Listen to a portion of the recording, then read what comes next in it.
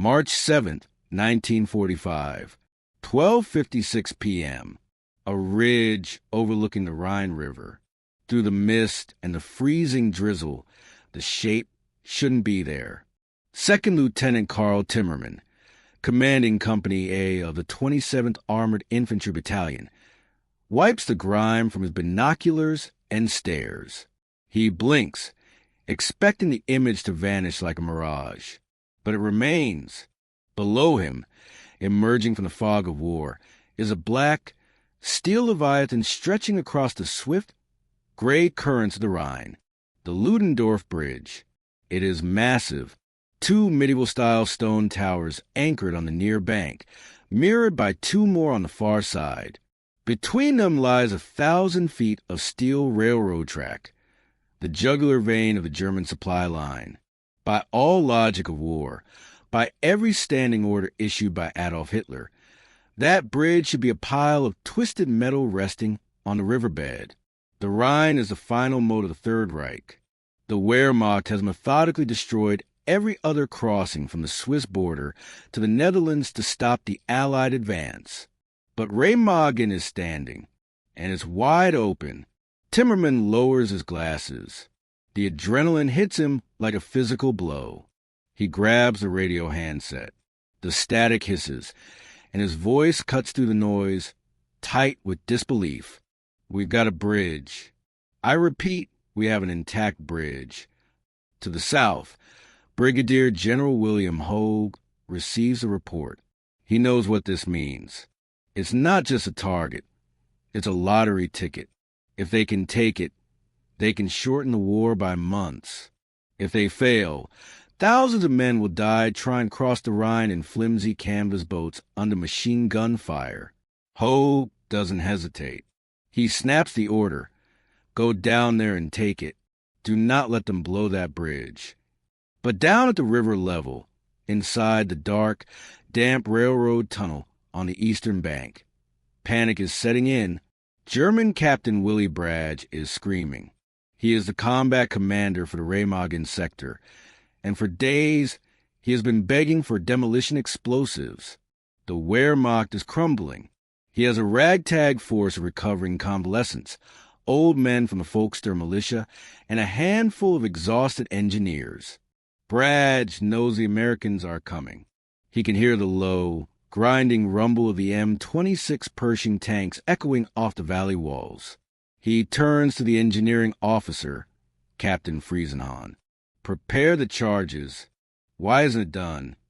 The problem is the explosives. They don't have the military-grade TNT they need. Instead, they have Donnerit, a weaker, industrial explosive used for mining. They packed 600 kilograms of the stuff onto the bridge's critical structural members, but the wiring is a mess, hastily strung together under fear of air raids. Suddenly, the first American tank, rounds slam into the town of Remagen. The ground shakes. Masonry crumbles. On the western ridge, the U.S. 9th Armored Division begins its descent. It's a stampede of steel. Half-track slide in the mud, engines roaring as they navigate the switchback roads down to the riverbank. The American soldiers, tired, dirty, and battle-hardened, look at that bridge with a mix of hunger and terror. They know that the moment they step onto that steel deck, the Germans are going to blow it sky high. They are driving straight into a trap. They have to. Inside the German command post, the phone rings. It's Major Hans Scheller, the newly arrived sector commander. He looks at his watch. 1 p.m. The Americans are entering the town. Blow the crater, Scheller orders. This is the first offensive measure, a charge buried in the approach road on the western bank, designed to create a massive anti-tank ditch that stops vehicles from reaching the bridge entry. A German engineer twists the handle on the detonator. Boom! A plume of dirt and cobblestones erupts on the western ramp.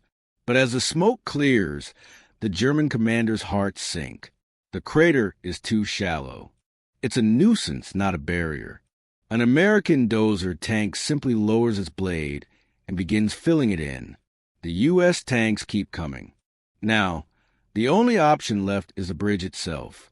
Captain Bradge watches the American infantry swarm the western towers. They are setting up machine gun nests. Bullets begin to ping off the steel girders of the bridge, sounding like angry hail. The Americans are no longer approaching. They are knocking on the door. Bradge looks at Scheller. The tension in the tunnel is suffocating. If they blow the bridge too early, they strand thousands of retreating German soldiers on the wrong side of the river, condemning them to death or capture. If they blow it too late, the Allies pour into the heart of Germany. The roar of American .50 caliber machine guns grows deafening. The lead U.S. platoon is sprinting toward the bridge abutment. Major Scheller's face goes pale.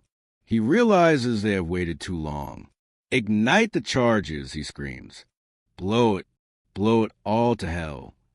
Captain Friesenhahn slams his hand down on the plunger for the main demolition circuit.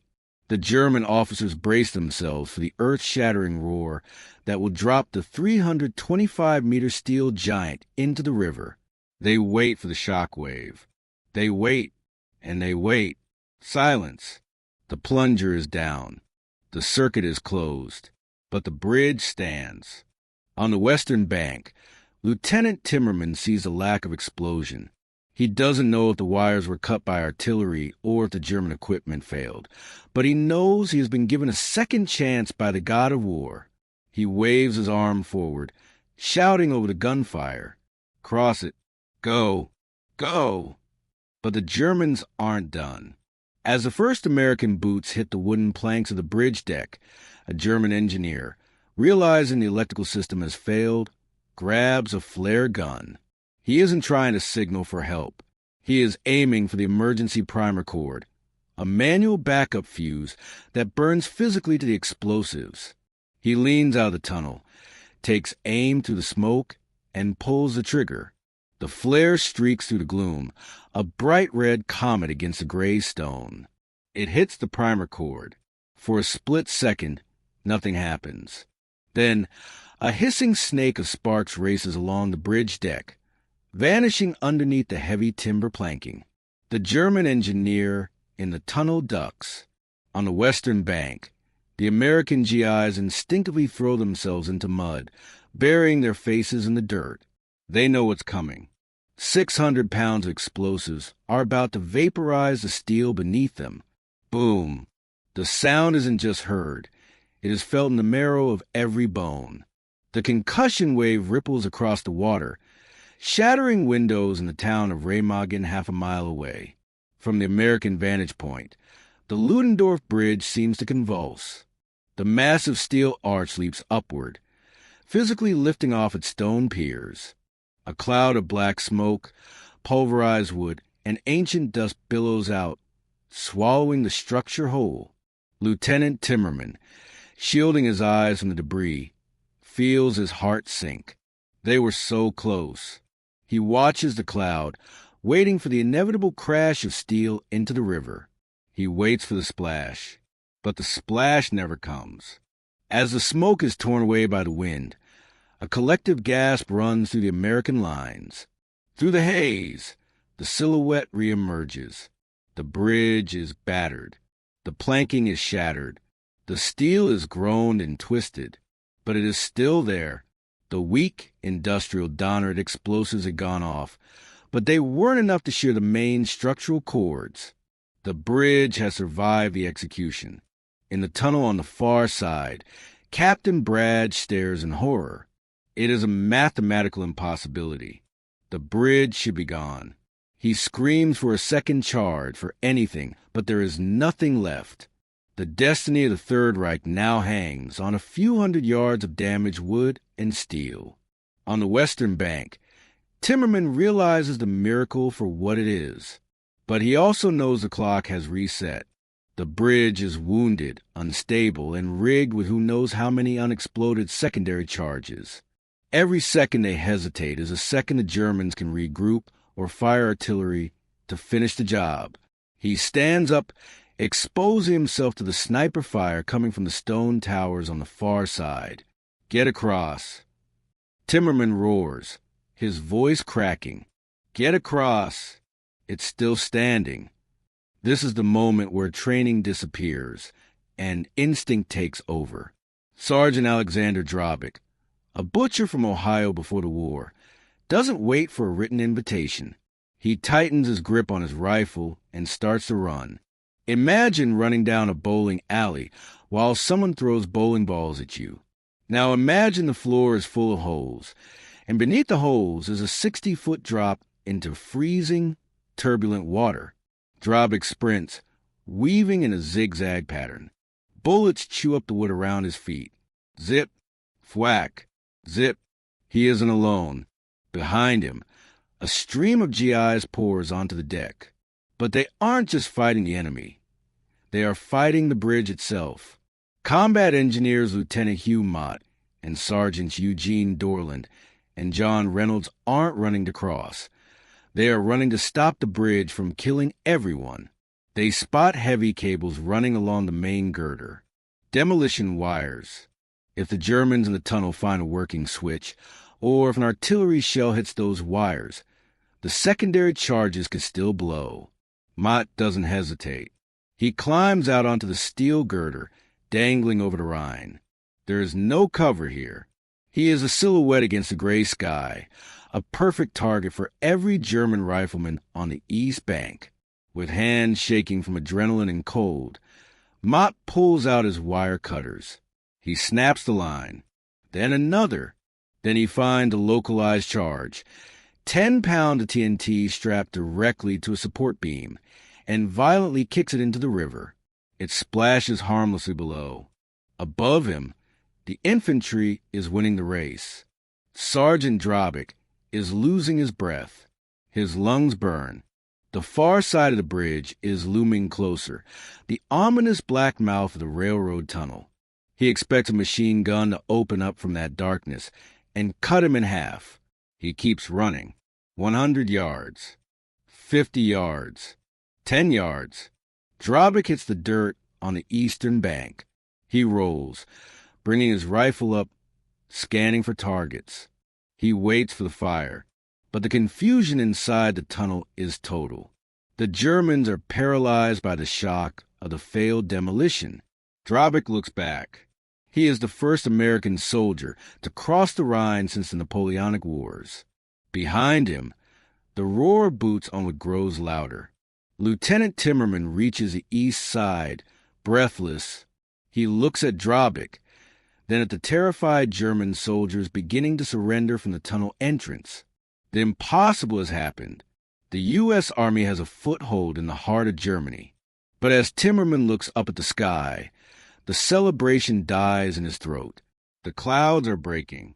The sound of engines is rising in the distance. The Luftwaffe has been grounded for weeks, starved of fuel and pilots. But for this, for the Remagen Bridge, Berlin will send everything they have left. The bridge survived the sabotage, but now it has to survive the wrath of an entire nation desperate to destroy it. The battle for the bridge hasn't ended. It has just begun. The news reaches Berlin within the hour. In the heavy silence of the Führer bunker, the reaction is not just anger. It is apoplectic fury. Adolf Hitler condemns the officers responsible to death.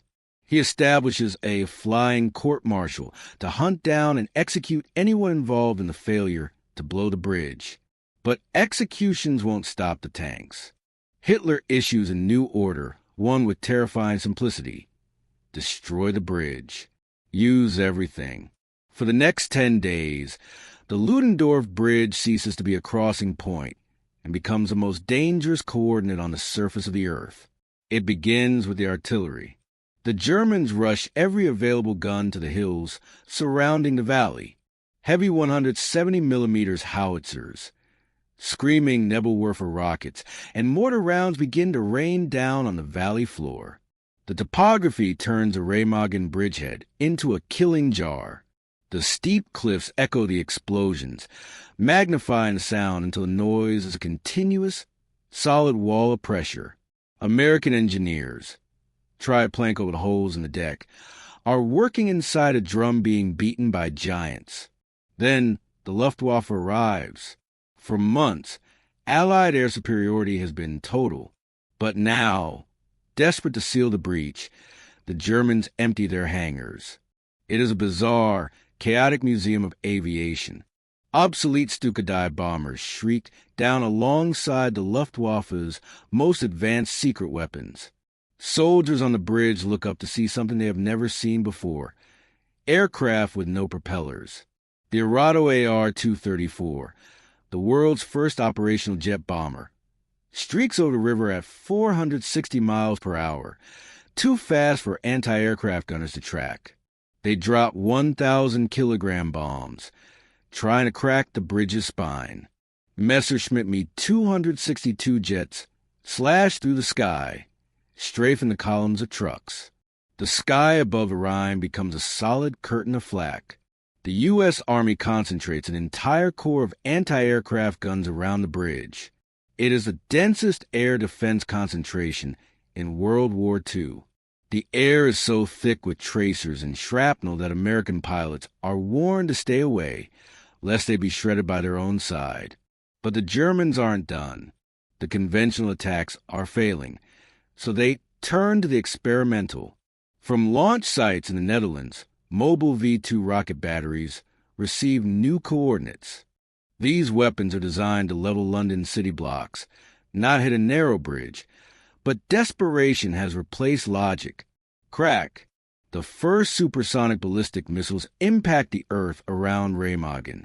There is no warning siren, no engine noise, just a sudden, earth-shattering impact moving faster than sound. Buildings collapse. The river boils. The bridge shakes violently on its foundations, rivets popping like rifle shots. It is the only time in history that V-2 rockets are used as tactical artillery. And still, the Americans keep coming.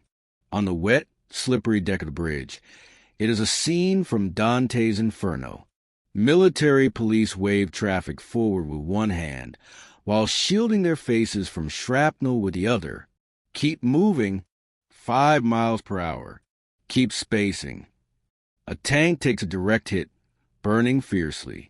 Engineers rush in with bulldozers, shoving the flaming wreck, and the crew inside it, over the side into the river to keep the lane open. There is no time for mourning. The lifeline must flow. Nightfall brings no relief. In fact, it brings a new horror. General Kesselring orders the use of the Men of K. These are German combat swimmers, frogmen, wearing primitive rubber suits and towing floating explosives downstream. Their mission: swim silently to the piers, plant the charges underwater, and bring the bridge down from below.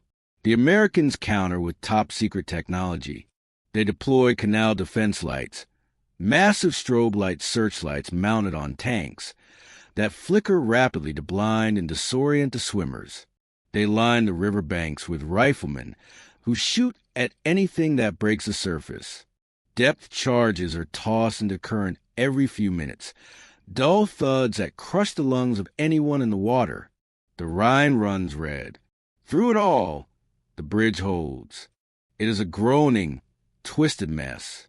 The upstream truss has been severed.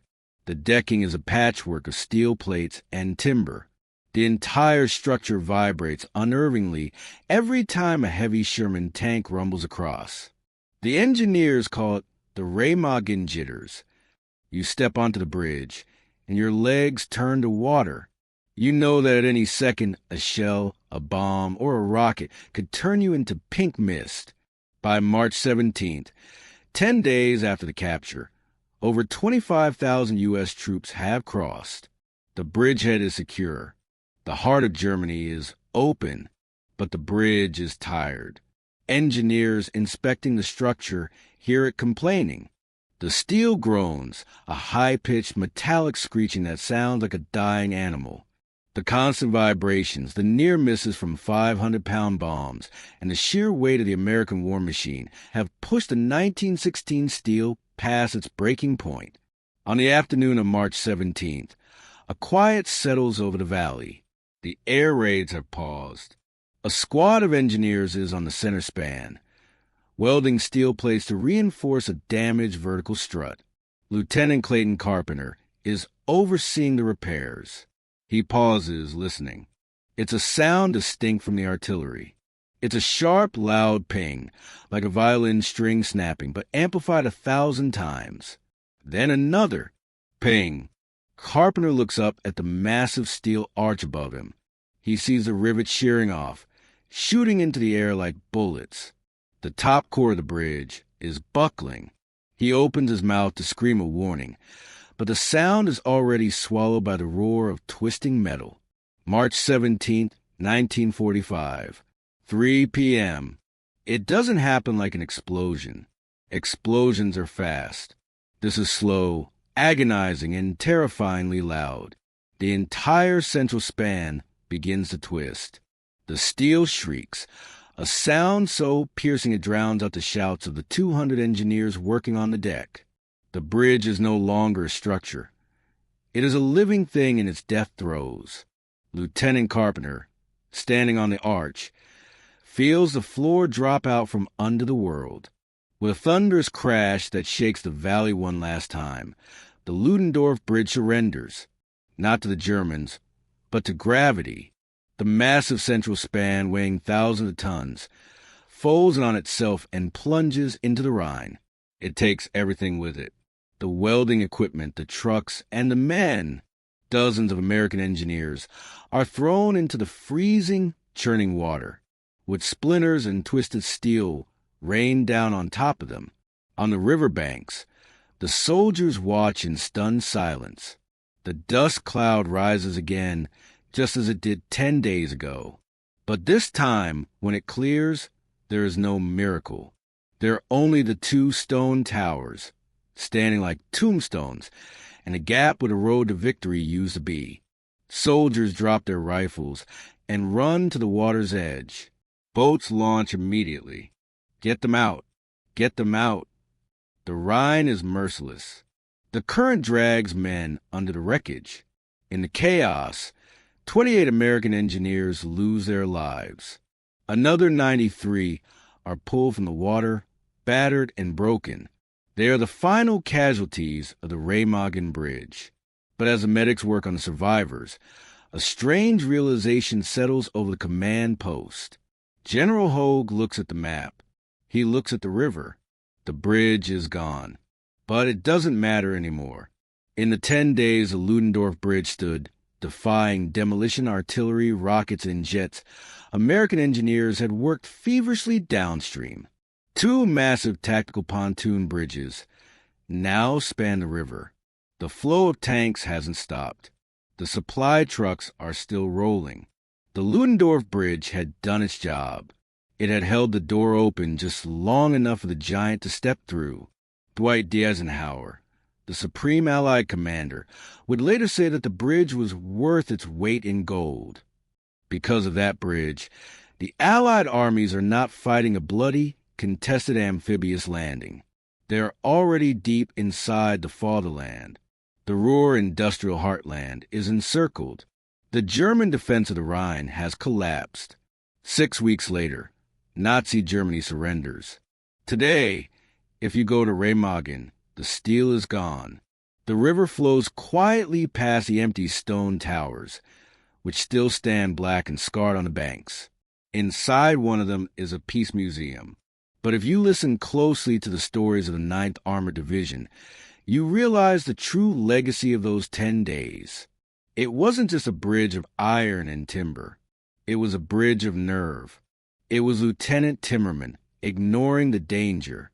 It was Sergeant Drobick sprinting into the darkness. It was the engineers who kept it standing while the sky fell on them. They proved that in war, the most powerful weapon isn't a tank or a bomb. It is a refusal to accept the impossible. German engineers blew the charges. They did everything right. But the bridge refused to fall until the war was won.